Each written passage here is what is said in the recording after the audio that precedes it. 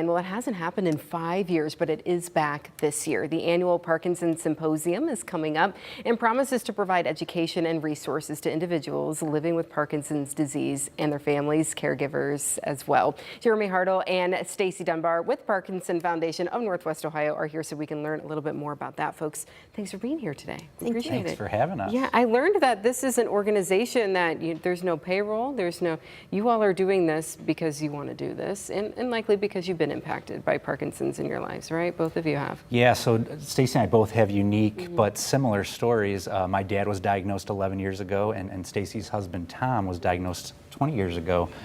So it became something that was near and dear to our heart. And how do we get involved? How do we do things? My family started a golf outing, and that's how I was introduced to Stacey and the board, and joined that shortly thereafter, and we're just trying to make a difference in the lives of the PD community. You've become family, community. We've been very, very close. Jeremy and I talk frequently. Yeah, and as you said, similar but different journeys, because that seems to be the case with Parkinson's disease, is that it's not the same for everybody, yeah? It is not. It's a unique disease. Everybody's symptoms can be different, and so it's really within that cocktail that you get from the doctor to help and provide for you, but it is totally different. Some people think of Parkinson's being that tremor. Right. My husband doesn't have the tremor. My husband has stiffness and rigidity, so we move like this. He moves very slowly at times without medication. Wow, so things that you may not be aware of, but you may be introduced to this disease. Maybe you just recently have someone in your family, someone in your life. This is going to be a great opportunity for people to come out to this event. Yes, so this, I would argue this is the most important event that we do every year, and we haven't done it since COVID. So 2019 was the 22nd Parkinson Symposium, and so this year we're finally bringing it back, and we have a great list of speakers. So some of the best neurologists, movement specialists from the Midwest, specifically here in UTMC. So Dr. Elmer, Dr. Rashid, Dr. Hoyt, Dr. Amstel, Molly Scott, Dr. Zhang. So we have all these specialists, and they're all going to be speaking and presenting.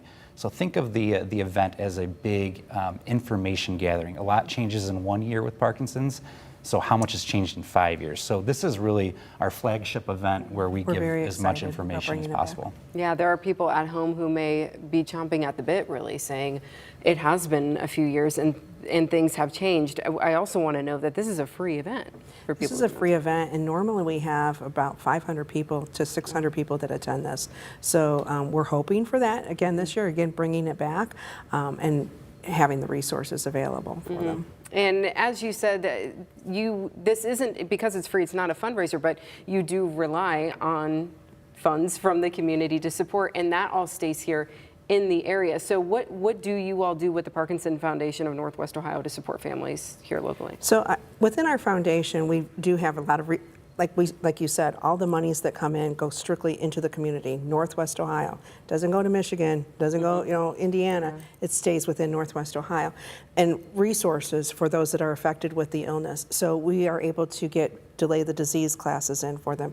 We're able to get a lot of the therapy classes, they don't have the equipment or have the funds to provide the equipment for our community. So being able to, boxing's a big thing with Parkinson's, and so we've actually been able to get boxing gloves and have our community, they've been going for those therapies but can't afford the gloves or have the gloves, and so we've been able to have things like that for them.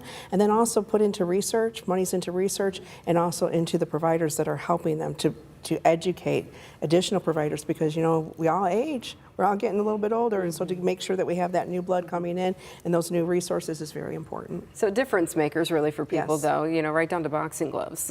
We have heard about that and there being a benefit there. So people should make plans. This is coming up next Saturday at Parkway Place in Maumee, and here's the QR code. So if this is something you're saying, yes, I need this, get your phone out, scan that QR code, and would you encourage people to bring anything with them or just come and learn? And I would say bring a notepad. There's lots of things. We'll try and disseminate all that information out to them, but bring your loved one, bring your caregiver, bring the person that, the other people that are affected by this disease.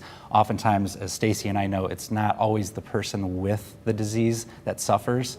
the family suffers as well. So we try and give enough information about that as well. How can we cope with the disease? How can the family cope with the disease?